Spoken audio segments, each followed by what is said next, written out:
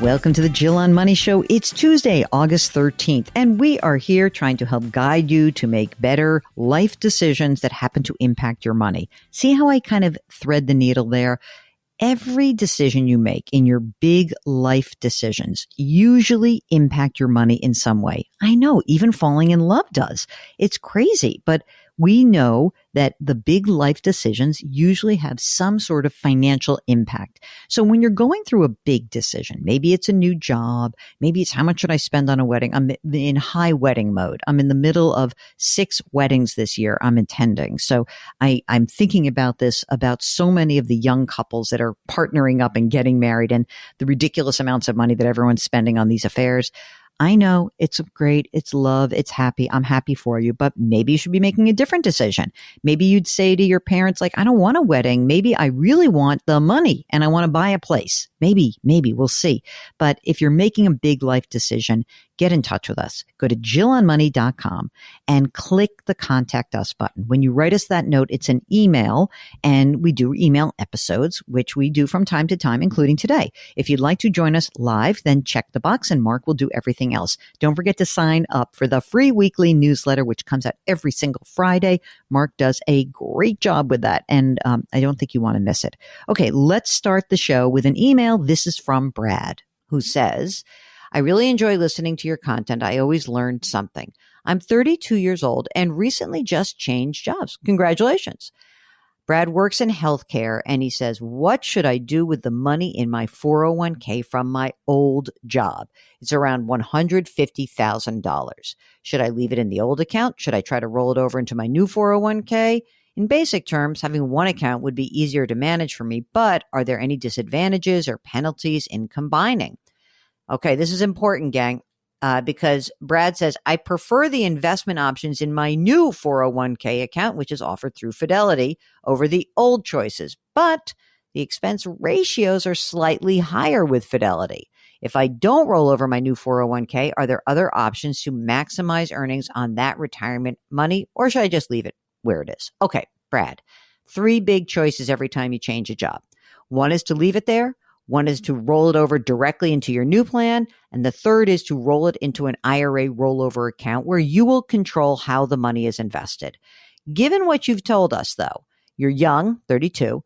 I like the idea, like you do, of like, let's just make this easy and keep the money in a single account. I would do a direct rollover from the old job to the new job. And in terms of the fees, one way to keep the expenses down is that when you're working with the new 401k, just choose index funds. Don't have to choose the managed funds. And if you do that, I think there is going to be a kind of a lid on the fees that you are paying.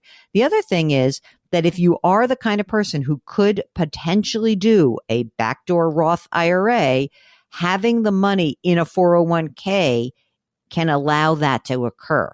If you move the money into an IRA rollover, then it is not as easy to do a backdoor Roth.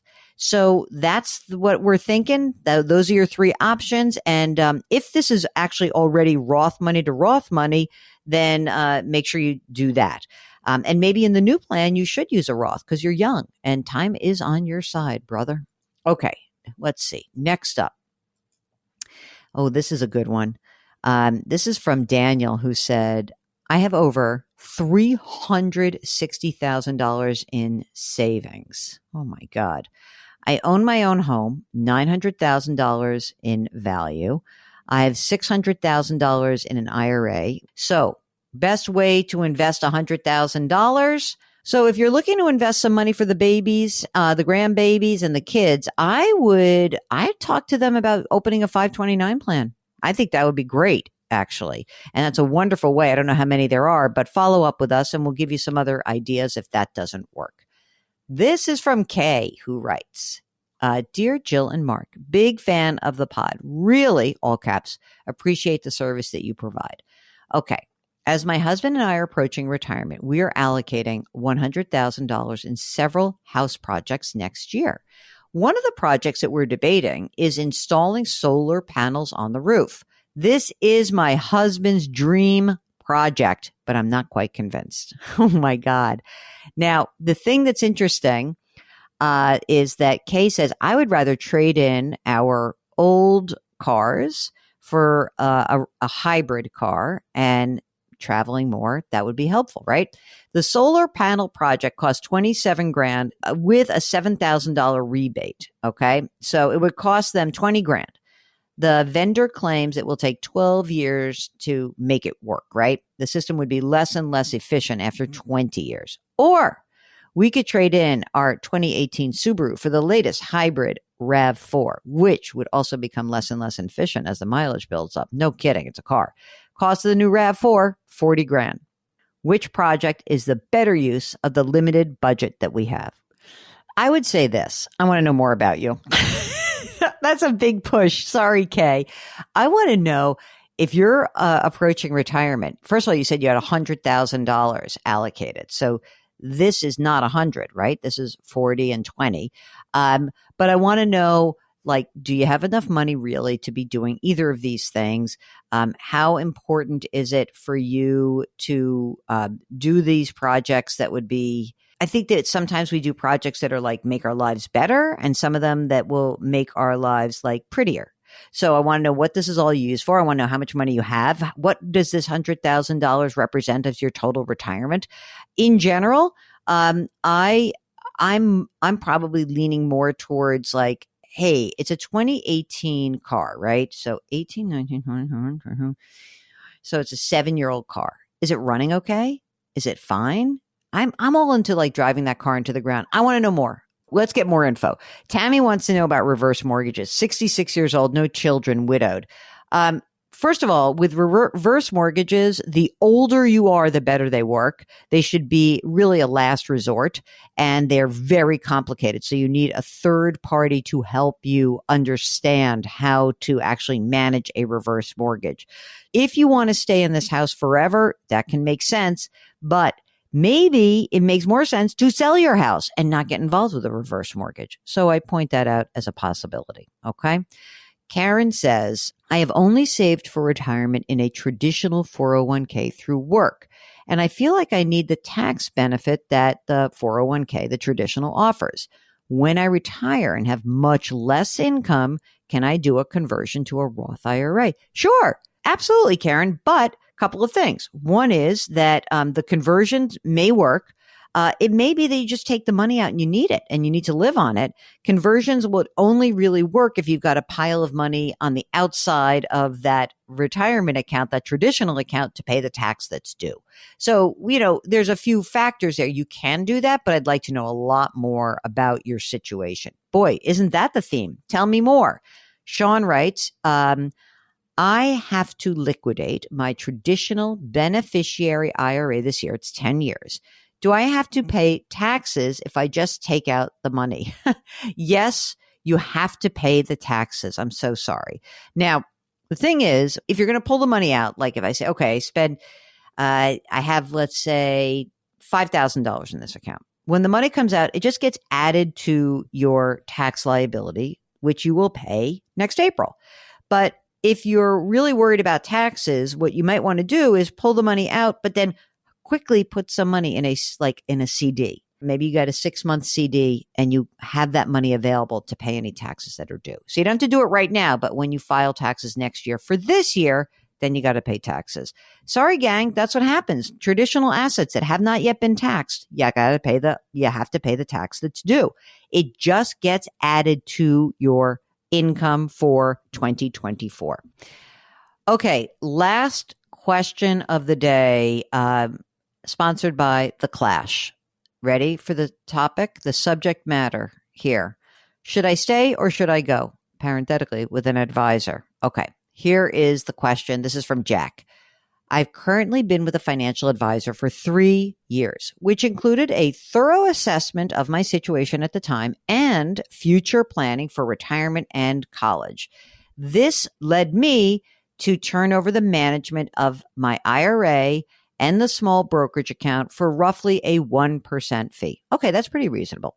The planning and advising was good, but the IRA lost roughly $30,000 to $40,000 in 2021 probably because of the times. It has since mainly recovered to the roughly 190,000 it once started at. The brokerage also lost a little bit of money from the starting point. It's gained back some, has never gotten past the starting point. It just feels like I'm spinning my wheels a little here. After listening to your show for a while now, I feel like it may be time for me to roll the IRA somewhere else with lower fees. I have a company 401k through Empowerment. That's a firm keeps coming up, Mark, that's doing well. Is it possible to roll my current IRA into the active 401k account? There's currently about $200,000 there. And then maybe find a new home for the brokerage account. Maybe I would invest in low-cost index funds or maybe a robo-advisor. This will be of interest to me next year as I'll be looking to invest a new bonus that I should be receiving. My emergency fund is in good shape, 6+ months of savings on hand. I'm 41 and also have about $73,000 in 529s saved up for 2 kids, with one of them about to start high school, the other still in elementary school. Can you please let me know if you think I should start to shop elsewhere, and thoughts on how to break up with an advisor and advice of what to do with the IRA and brokerage? Many thanks for making my commutes to work educational each day. Okay, Jack, here we go. Here's what I think. I love the idea of rolling the IRA into the 401k. It is kind of interesting because it has to do, it will encompass some work. So what I would do is I would go to your current active 401k plan, and that's Empower. And what I think you should do is you should say to them, I have this IRA. Is it possible for me to roll it into the current 401k account? They'll let you know that. You'll have to show them the statement. You'll have to do a little work. But I love the idea of consolidating, which is it just makes it easier. So it's not so much, honestly, I think that what's interesting here is that it sounds like you did a really good job of going through this process with this person who's helped you out. And maybe this person was a better financial planner than someone who really should be doing the asset allocation. And if they're not, and maybe if you're not even that interested in like ongoing financial planning, there are cheaper ways to do this. Now I feel bad because now I feel a little bit bad for the advisor, but let's just go with what I think you should be considering. So number one is you could hopefully roll the money that is in the IRA into your current 401k. In terms of a brokerage account, it depends like how much work you want to do. So if you want to pay the lowest amount of money, then you would choose your own index funds, go for it, and, pick some company that makes sense for you. In other words, like when I talk about this, gang, I always think that people are like, well, but where? I'm sort of agnostic. I really am. I think that there's plenty of great places to buy index funds, whether it's Fidelity or Schwab or Vanguard or T. Rowe Price or E-Trade, wherever you can buy cheap index funds. They're really, those kinds of companies are going to give you the best bang for your buck. But it's up to you to figure out which one makes sense. When it comes to a robo, it can be Schwab or Vanguard or Betterment or Fidelity. Same thing. You're going to pay a little bit more, but it'll be like 1/4 of a percentage point. But I guess the other piece is that, are you sure you don't need the planning anymore? If you don't need the planning, then okay, you can do this. But if you think, at this point you got your hands around it, it's cool, you're kind of on autopilot, then sure, I would save the 1% fee. Once you have all this information, once you start the process of like moving money out, what I would say is the way to break up with an advisor is to begin moving the assets. Don't wait. Okay? Because once you make this call or write this letter, they're going to get in touch with you and they're going to try to save the account. And it can be hard to kind of stick to your guns. So you can just write a nice letter and say, thank you so much. I've decided to do it myself. You've been wonderful, and goodbye. That's what I would do. All right, man. That's how it's tough business. It's a tough business. I get it. I'm sorry that the advisor is going to lose the business, but 1% is not that much for 190 grand, but it's not quite as cheap as 0 or 1/4%. If you are considering how you can break up with your advisor, as someone who's been broken up with as an advisor many times in my life, a long time ago, I can tell you exactly how to do it. And I can also tell you like what the best practice is for making it a little bit less confrontational. Just a very nice thank you can always do it. All right. Get in touch with us. JillOnMoney.com is the website. The contact us button is in the top right-hand corner. Click it, move on, and start filling out that form. Let us know if you want to come on the air live. Don't forget to check out our live service, subscription service, Jill on Money Live, access to quarterly live webinars, cool bonus video content, all for $35 for 12 months. And you get to watch the whole back catalog. I tell you what, that Social Security webinar, probably worth $35 as isolated. We should just upcharge for that one, Mark. Interesting. Subscribe to us on the Odyssey app or wherever you find your favorite podcasts. Of course, we encourage you to do something nice for someone else today. It's going to make that person feel good, and it will make you feel even better. Change your work, change your wealth, change your life. Thank you for listening. We'll talk to you tomorrow.